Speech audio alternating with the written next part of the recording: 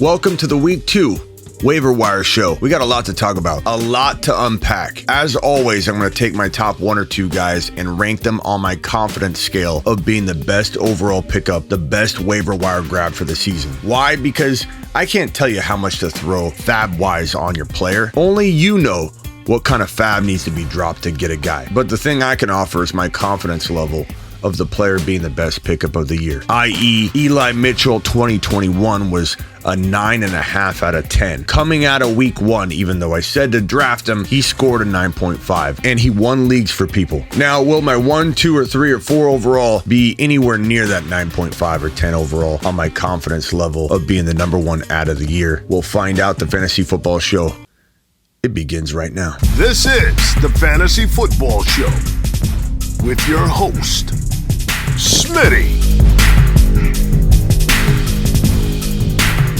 Take a lap. I think the most important players to look at right now, at least consider as the number 1 waiver wire ad, are the San Francisco running backs. We're back, yes, heading out of week 1, looking at yet another injury to the top running back in San Francisco coming out of week 1. As I mentioned last year, number 1 on this list and ranking 9.5 on the confidence scale, the highest ranking we gave out all year, Mitchell. And it was the correct call. He won leagues for people. Could the San Francisco backup that we name right here at the 1 spot be the league winner yet again in 2022? Maybe, but the dilemma here is who is the running back to grab in San Francisco to be the lead dog for the next 2 months, because Eli Mitchell is out for at least 2 months with that MCL injury. Eli Mitchell got hit with a helmet on the outside of the knee, and the inside of the knee right here, it bent like that. It bent outward, stretching that MCL. And I venture to say that once we hear that the surgery was successful and they went in, they're going to find some meniscus tearing on this side. So it bent like that, helmet hit here and tore, and then pinched that meniscus right there. I bet you he has a meniscus tear on top of that. That could lead to more recovery time. He's had knee issues before. He's injury prone, 2 months minimum. And if he comes back earlier, he's probably getting hurt. So Jeff Wilson's the next man up, right? Wrong. Muy mal. Not so fast. I mean, in theory, on paper, he is the next man up, the de facto backup running back to Eli Mitchell. So Jeff Wilson, in theory, should be right here, right? The problem is, even if he begins the journey as the next man up in San Francisco, will he retain the job? Will he be here in week 3, 4, 5, 6, 7? And you got to ask yourself, do I preemptively go get Ty Davis Price and probably Jordan Mason? Cuff them together. Not always easy if you've got small benches. I get that. That's the dilemma here. But are you better off cuffing Ty Davis Price and Jordan Mason together right here than grabbing just Jeff Wilson alone? I think so. Now, if you're in a fab situation where you drop fab dollars, this won't be a hard process for you because you can drop fab dollars on both of these guys and scoop them up. If you have a rolling waiver wire draft order, you're going to be in a dilemma because which one do you grab? I don't really know the answer to that. Nobody does unless the team comes out and says it, and I don't think they will. I don't think Shanahan probably won't tell us until after the game. So you got to make a call, a judgment call. I think Jordan Mason has the most upside. So if I'm putting a claim in and I've got a rolling draft order, not a fab dollar situation, I honestly don't put a claim in for Jeff Wilson. I contemplate it because, again, de facto backup, but just because he's the number 2 while Mitchell's healthy doesn't mean he doesn't stay change of pace, kind of the most readily available coming off the bench. The running back that initially replaces the starter mid-game isn't always the guy they turn to once they can reset and recalibrate. It's the change of pace back coming in. The team might turn right to Ty Davis Price. We don't know. They might turn right to Jordan Mason, who looks the best out of all 3 in my opinion. We don't know. We got to put them all in this slot as the 1 pick.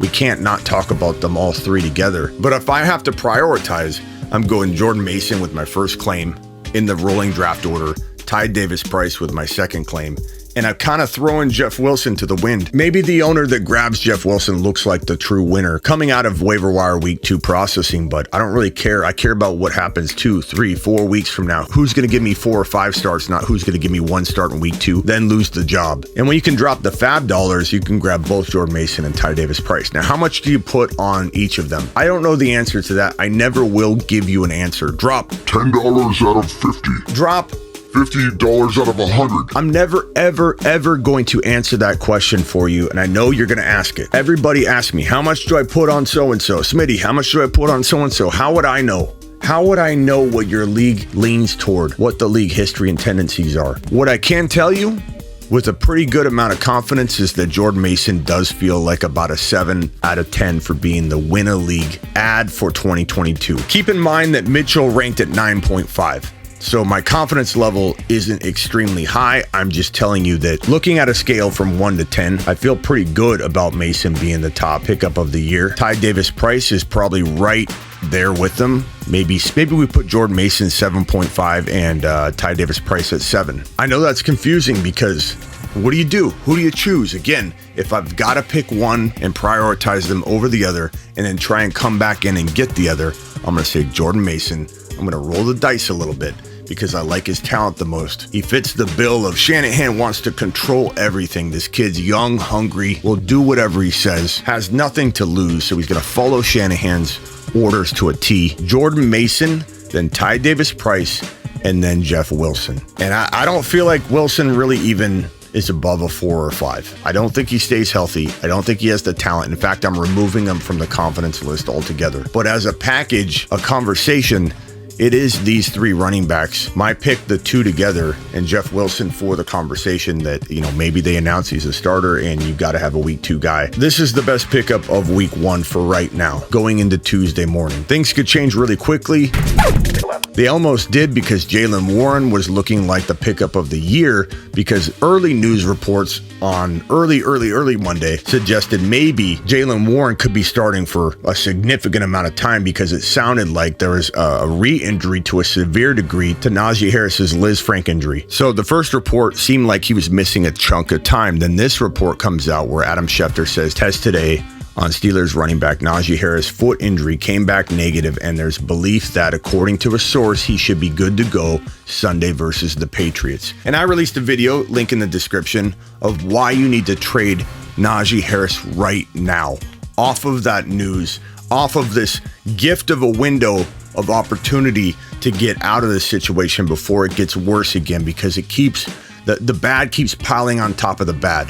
This is a lucky circumstance where you have an open door to get rid of them. Go watch the video, link in the description. But the point of all of this is that Jaylen Warren, off of the first news that Najee may be out an extended period of time, he had a Liz Frank injury and now he re-injured it. These things take people out for a whole season, sometimes ruin careers. If they're the grade 3, he reportedly had a grade 1, but re-injuring the grade 1, does it turn to a grade 2? Will news come out tomorrow or the next day or Thursday or Friday or even Saturday that now he's questionable, now he's not going to play, and then next week we find out, or after the game, that he's getting a second opinion, and before you know it, he's shut down for 6 to 8 weeks. I'm not saying that will happen. I'm saying why take the risk when you can now trade out of him. News is good for him right now. News is positive. So he almost became the number 1 pickup of the year. And if Najee was out, or if Najee ends up being ruled out later in the week or something, this guy goes from like a 6 or a 7 up to about a 9. Remember, Eli Mitchell was 9.5 last year, coming out of week 1, and he won leagues. My confidence level was through the roof that he was the best pickup of the year last year, Eli Mitchell. If Jaylen Warren is injected into the starting lineup, he will be a 9, at least an 8.5 or a 9. He's not a 9.5 because honestly, it's more situation than talent. I do like him. Mitchell was talent and situation. So we got to be careful not to hand out 9.5 and 10 confidence levels like they're candy. But, he would be a 9 or at least an 8.5. We'll call him an 8.5 for right now if he was the de facto starter for the next 4 to 5, 6, 7, 8 weeks. If Najee was ruled out for the year, let's say next week or something, or later this week, he could easily climbed to 9 or 9.5 based on situation mixed with what I think is good talent. But, it wasn't talent we scouted and thought, oh my God, this guy's going to be great like Eli Mitchell. Or in the case of Jordan Mason, if Mitchell's out for the year and Jordan Mason's announced the starter, he would be a 10 out of 10, the first 10 out of 10 we've ever given, because he'd be in the same situation Mitchell was in last year, and he'd be in an offense where they're going to run the ball and run like crazy. But for now, he remains a 7.5, somewhere around that range. Jordan Mason and Ty Davis Price together, cuffed together as my better option than just Jeff Wilson. Back to Jaylen Warren. I didn't mean to leave him here. He's not a 9 out of 10. Let's call him a 5.5 because there's no news right now that Najee is missing time for sure. But we got to rank him around 5.5 to 6 because there's still a threat that news unravels a bad direction for Najee. This is one report from Adam Schefter. The new report could be out tomorrow or the next day, so we have to be prepared, and that's why I say, link in the description, trade away Najee right now. So I'm going to put him right around this 3-4 range until we decide that we're going to lock that in. I don't know that he's number 2. I don't know that he's number 3. I don't know that he's number 4. I'm working this out real time with you to kind of give you my vibe and my process, and I think he gives you a more natural reaction and kind of tells you how my brain works when I look at a list of ad drops and go through how I'm going to decipher who's the top pickup of the year, or in the moment, who's the top pickup. Pacheco screams value. Khalil Herbert screams value. Rashad White still screams value. And keep an eye on Fournette. He limped at the end of the game off the field. There's some reports on that, and we got to find out, make sure he's fully healthy. If he looks fully healthy, Rashad White's still a super attractive option. I'm not loving Fournette just because he had a good game. We know he's capable of doing that. Rashad White still has a ton of long-term value, but you got to have patience when you're waiting on a guy like Rashad White. I'm getting DM after DM and text message on my one-on-one text line. Go to thefantasyfootballshow.com if you want to get on my one-on-one text line. thefantasyfootballshow.com, get your one-on-one text device. But I'm getting message after message from people saying things like, are you on Fournette now? Do you love Fournette now? Do we drop Rashad White? You drop Rashad White if you've got to make a move like this to pick up somebody to win now. But if your intention was to stash and you've got room, be patient with Rashad White. Be patient with Zamir White. Be patient with these guys that have win-a-league potential. Brian Robinson on IR. Maybe Tyler Algier we leave on waivers for right now because he was deactivated kind of randomly. I don't know what that was about. They talked him up all off-season long. But play the patient game with Rashad and Zamir if you can. If you can't, you can't. You can monitor them and come back and get them later. But to be honest, it's like when I'm looking at this list right here, the guys that feel win a league capable are definitely Herbert and Pacheco because the offenses are set up for them to do well. Herbert knows his offense. We've seen him deliver before. Monty's definitely disappointment prone. The offense looks pretty decent. They did against the Niners. Granted, they were playing in a swimming pool that they filled themselves and knew how to navigate, but I do believe if Monty goes down, and that's not the most unrealistic scenario I can think of, Khalil Herbert would be a potential top 8 to 12 running back in fantasy football. Clyde Edwards-Helaire, CEH, looks phenomenal. Mahomes looks like he hasn't missed a beat. Granted, it was only week 1. It was the Cardinals. But Pacheco, if injected into this offense, would produce. And Clyde Edwards-Helaire looks like, the running back looks like they're going to absorb a lot of the Tyreek Hill vacated targets. And the fact that they can actually lean on the run and pass to the running back and run the football and try and keep defenses honest there might actually make Kelsey not see the double teams that I thought he might see. And I'm kind of excited about that for Travis Kelsey, even though I do worry about it's been 9 years straight that this guy hasn't missed games. But I mean, I'm not trading him low. If you own him already, you hold him because he's got a lot of value. But if he is going to muster up one more year of not getting injured, playing like a monster, you have to understand it's the running game. The running backs catching passes and running. And I'm talking about Clyde right now. The running back is going to be the glue of this situation not falling apart. Clyde Edwards-Helaire is going to blow up if he stays healthy. He looks fantastic. He's catching the football. He's such an integral part of the passing game. Point being, if Clyde went down, and Clyde will do good for as long as he stays healthy and starts, Pacheco will step in and probably give you very similar production, and that makes him, in my opinion, probably as valuable, if not even more, even though I'm ranking him lower, because you almost have to go after the production that might help you immediately, right? That's why you're probably putting in claims or ranking guys at 1 or 2 that can help you immediately, and your take of stabs are a little bit lower. Or if maybe you don't think you'll ever need Jordan Mason and Ty Davis Price and you want to go for a different home run, you could go for Pacheco. But stand alone, because we don't have the divide of risk here. You don't know if it's Jordan Mason. You don't know if it's Ty Davis Price. If it was just one of them, I bet you I wouldn't have ranked them as low as I did on the confidence scale. I would have, because it was one player, ranked them really high. If Jeff Wilson, Ty Davis-Price, and Jordan Mason weren't all in the equation and there were one player, I would rank them probably 8 out of 10 on the confidence scale, because they're coming in to start for Kyle Shanahan in an offense that's going to run the football a ton. The confidence level gets all divided and broken up because there's 3 of them. I'm just trying to explain why Pacheco is actually ranking higher than this group right here, even though I love this group, and together Jordan Mason and Ty Davis-Price are amazing. And to clarify that point even more, let me link Jordan Mason and Ty Davis-Price together. Let's say you could pick up both of them guaranteed. They were one and the same. They came as a package. Then I'm ranking this duo probably at 8 out of 10. If you could guarantee me both of them together, 8 out of 10 on the confidence level of being the best pickup of the entire season.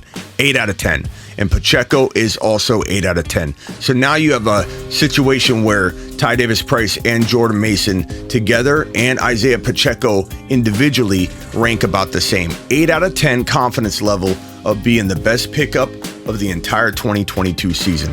That's pretty darn good. That means that as of right now, and this could change in week 3, injuries open the door. I could like someone less one week based on volume or what I see on the field. This is fluid, ever-changing, reactive. You don't want your analyst to be, oh, I said this last week and that's what it is. It's reactive. I'm going to react. You need to adjust and adapt. I need to adjust and adapt. As of this moment, September 13, 2022, a Tuesday walking into week 2, the Tuesday before week 2, Jordan Mason and Ty Davis-Price together are equal to Pacheco by himself.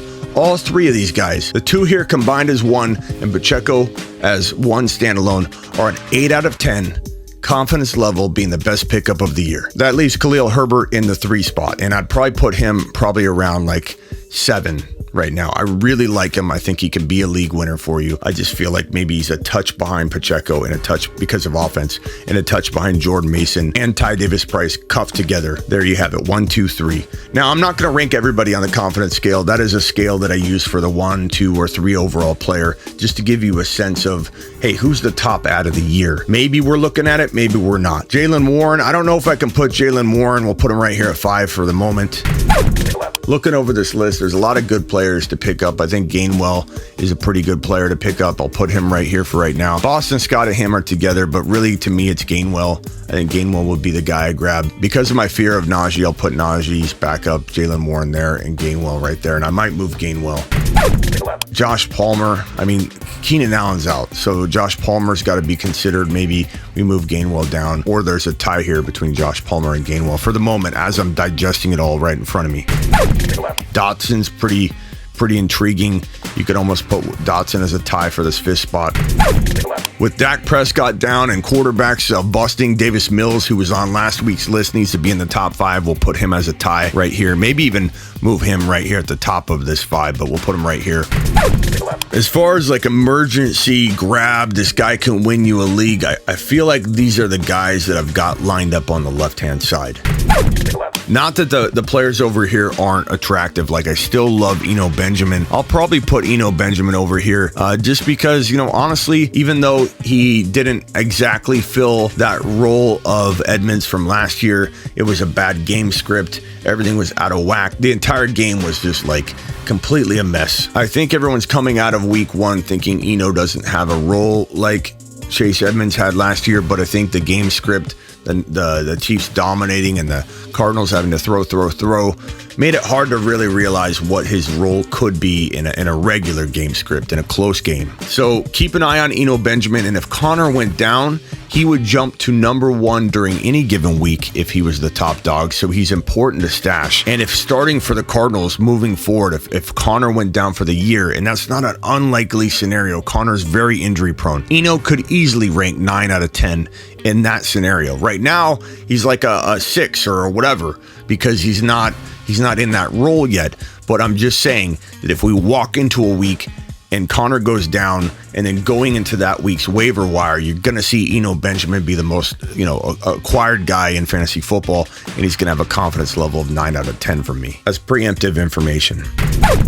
Now, I have to say that if Malik Willis, if we're talking Superflex, is available in your Superflex league, he would be like number 1 or 2 overall in Superflex. So make sure you understand that and you keep that in mind. So Malik Willis for Superflex, we're gonna put him right here for right now, but would rank 1, 2, or 3 overall, if not number 1. As would Mills, but Mills wouldn't be available in a Superflex. It's really hard to rank these other guys. I mean, I'll just kind of touch on Likely. I'm still monitoring. Curtis Samuel could be a very good wide receiver 3-4 if he continues to stay healthy. Nico Collins I like a lot if you're looking for a guy that I think came out of week 1 undervalued and people are going to give up on him. Zay Jones is interesting. Pickens is interesting. Danny Gray for later. Curtis Samuel again could end up being pretty good. Rashad White I still like at the very, very top of this list. I'm not going to put it all in order, but I want to make sure that Rashad White's at the top so people understand that he's a monster, and Zamir White as well. They're not in the lineup right now, but if they get in there, they're going to explode. Taysom Hill, I forgot to talk about Taysom Hill as a tight end option. Go get him. I'm going to put him down here, kind of tied with the 5th spot. If you need a tight end, go grab him. In best ball, he is one of my best recommendations for a tight end strategy. You couple him with 2 other tight ends in best ball. And if you haven't played Underdog Fantasy, get on over there and get a couple week 2 contests. Do a draft now for week 2. Do another draft. Your drafts don't have to end. You can go over and deposit a minimum of $10, but they'll match up to $100 on your first deposit using promo code Smitty at Underdog Fantasy. Use the link in the description of this video. Use that link and it'll insert promo code Smitty. But you have to use promo code Smitty or the link to get that deposit match of $100. So go do that now and draft a week 2 only contest. Your fantasy drafts don't have to stop, right now. And if you have your season kind of going down the tank already, and don't give up, it's week 1. But you want to have some other skin in the game, that's the way to go. Go play Underdog Fantasy and get that bonus match. And I love doing the props. Like, there's certain props on there that feel like they're way off. Like, you could do a 5 times multiplier where you take an over on 5 different players. Like Mahomes over, 2 touchdowns. Kamara over a touchdown, whatever. And you do 5 of them and it 5 times multiplies it. You can make a $10 contest pay out $200. So go drop your minimum $10 and do 1 ticket where you pick 5 things to happen. It can pay you $200. It's really fun. Link in the description, Underdog Fantasy, promo code Smitty. But Taysom Hill was one of my favorite best ball recommendations, and he's a fantastic, really tight end 1 because he's involved all over the field. He's like a little cheat code. And if he moves to quarterback at some point, because I don't trust Winston, I don't know what happens in your league management software if they take away his tight end eligibility. Well, you might get a week or 2 out of that before they rip it away and people start complaining about it because they didn't think of it. They didn't listen to me and do that. That year I promoted picking up Taysom Hill, the year that ESPN ripped away his tight end eligibility. I promoted that before it ever happened. Go get him, put him on your bench. He's going to get into the quarterback spot and be your tight end as a quarterback. My people did it, and then ESPN ripped it away because 11 other owners in each league complained because they didn't think of it, and it got removed. So, I don't know what's going to happen if that happens to you, but he's a great grab right now. Still love keeping Brian Robinson on my IR spot.